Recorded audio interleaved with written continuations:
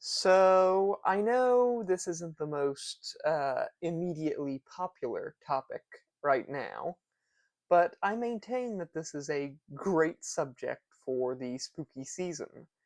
I'm talking about Jonathan Strange and Mr. Norrell.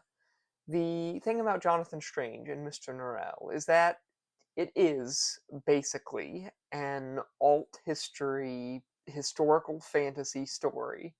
Um, and it is Harry Potter for peculiar grown-ups. And I'm not the first person to make that assertion, I don't think. And is it fairly reductionist? Yes, the answer is yes. It is fairly reductionist because the story of Jonathan Strange and Mr. Norrell is quite complicated and much more than just Harry Potter for grown-ups. And also, it's slightly a put down toward Harry Potter, too, now that I think about it. But if you read the book, that assertion does make some sense. However, the novel is very dense with folklore, both real and imagined by the author, Susanna Clarke, who is she's quite, I dare say, very technically a very skilled writer, a very skilled author, and more so, I want to say, than anything, a skilled historian. She's very good at portraying history in a very realistic way, the evolution of things, the strange events that play out, and the complicated history of years and years prior. Her skill is in painting a picture, honestly, weaving this very weird tapestry of very powerful D&D style wizards existing in the real world. Only this is not quite our world. This is an alternate history, as I said, where magic has existed for a very long time, and now only in rumor until real magicians start rearing their ugly heads again. And there's this complicated history regarding the Raven King, who ruled a great deal of the British Isles for a very long time, and he's like the greatest sorcerer who ever lived. And it's all very fey and peculiar. And the wizards in this do not belong to magical bloodlines, but they are normal people taken to ancient traditions of magic, and the main characters are as fascinating as you can possibly imagine. Even Mr. Norrell, who is this incredibly stuffy, prudish old magician living in Victorian England, sort of Victorian, and he is obviously a very stern and dogmatic gentleman. He's like a very all the rules and customs and traditions and all, and he's not very interested in sharing his magic with the world. And you have his eventual apprentice, Jonathan Strange, who is very much interested in the older, even wilder forms of magic, the very bizarro stuff. And he's also an advocate for like letting people learn magic in new and exciting ways and experimenting and learning more, whereas Norrell is very set in his ways and he wants to control magic, and he thinks we should keep it to ourselves so that we can better better make use of it and shepherd the people and all this. And it's kind of fairly like it's kind of set in the Napoleonic era, I guess. Like there's like the war with France going on, and it's all very like, oh, I guess we're getting roped into the war effort sort of thing. Magic is treated almost as like a weaponry, right? And Norrell is that very kind of conservative. We must we must stockpile magic and keep it to ourselves and keep it from the wrong hands. Whereas Jonathan Strange is a little more lenient, a little more creative, and I'd say if there's a message in this, or if there's a theme, shall we say, it's probably that sort of whether magic belongs in the hands of a skilled and trusted few or in the hands of everyone, which is an interesting thing to dip into, and it's all tied up in that English nationalism and that sort of crazy, complicated, uh, that very British-like identity that you saw in the sort of like 17 and 1800s, where they think very much of themselves and their nation and their people, and we are so enlightened and we are so great. And I'd say both magicians sort of look down on the country as a result of this behavior because they can see that it's really very asinine. And it's in the end, it's all very much a drama of manners, right?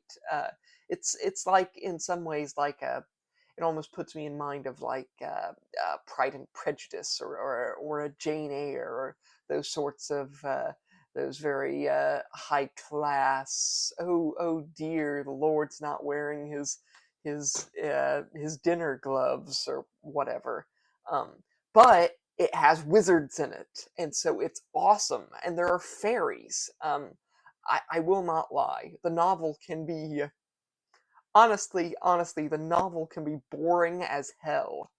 But when Susanna Clark gets going, and when she starts explaining how the fairies work and how weird this like unseen world is, it gets so interesting. And there's like these bargains struck between powerful fairy lords and princes and such, and there's always a price. There's always a sort of crazy monkey's paw switcheroo involved. The main villain of the story is very well crafted, very complicated and alien in mood and manner. He's very well written and a great understated evil. He is a fairy like petty monarch called the Gentleman with the Thistledown Hair, and that is his entire name, and that is his only name to my knowledge, and that there's something really great and fascinating about that in itself. Very, very fairy. He's kind of a cross between like Jack Frost, Clavicus Vile, Bill Cipher, and like an Irish Gaelic folk villain, and I'm telling you, he's very much this compelling villain. He's big on manners, and he's very much that fairy. He doesn't make direct sense, but in that kind of moon logic, um, you have to be kind and you have to be polite, lest he get all crazy and Hannibal on you and turn you into a goat and then eat you or something. Which is, I love it. I love it when fairies get like that, because that reminds you of the old Celtic folklore around the Fae, right? The fairy people, how they are dangerous. They represent the dangers of the wood and getting lost in the wood, and and how nature itself can have this sort of twisted, whimsical quality to it that most people should not trust. And yeah, that's just a taste of the wacky, weird craziness of this novel, rivaled only by I think, intentionally kind of dry, snarky, dull monotony of that sort of stuffy British existence. And it does add, I think, to the story in the end. And it is a great story. And The TV show was pretty good too, might I add. Pretty great, honestly, and well acted, and with a fairly decent special effects, all things considered. It's not like $1 million franchise or anything, so I think they did a pretty good job with it. I would highly recommend the show, almost even more than the book, because, as I said, the prose itself is a hair not to my liking. It, I I do believe like it's a stylistic choice, right? This how it reads as something of a chronicle of events. That very old fashioned classic manner. But nevertheless, I do have a soft spot in my heart for weird stories like this particular brand of harebrained insanity. And no matter what else, it is a terrific story, wild and terrific and somewhat nonsensical. And the main characters, both of them, will get on your nerves. They are both men of incredible egos, and that's part of the charm. In all honesty, this clash of two guys who both get so far lost up their own asses that they miss very obvious clues as to a much darker, more complicated horror at work here. So, so yeah, I honestly I can ask for nothing else from such a story.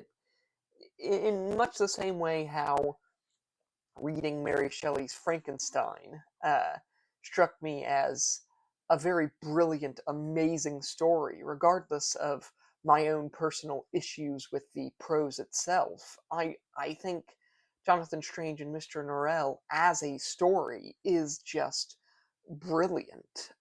It's crafted by a mad genius, even if, as I said, my own, I might have I might have hit my head against the book a few times in a personal stylistic clash with the writing itself.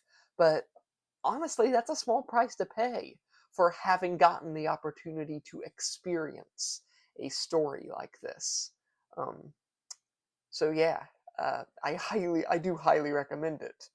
Uh, if there's one thing you can take from this video, it's that Jonathan Strange and Mr. Norrell should be experienced. The story should be experienced, at least in the form of the TV show, if you don't have time to read the book. But I think you should. It's it's quite something, and not a bad read for the spooky season either. Especially if you're not a huge horror fan, this would be a good alternative, as it does have spooky vibes, but is not really terrifying at all, honestly. So yeah, bye.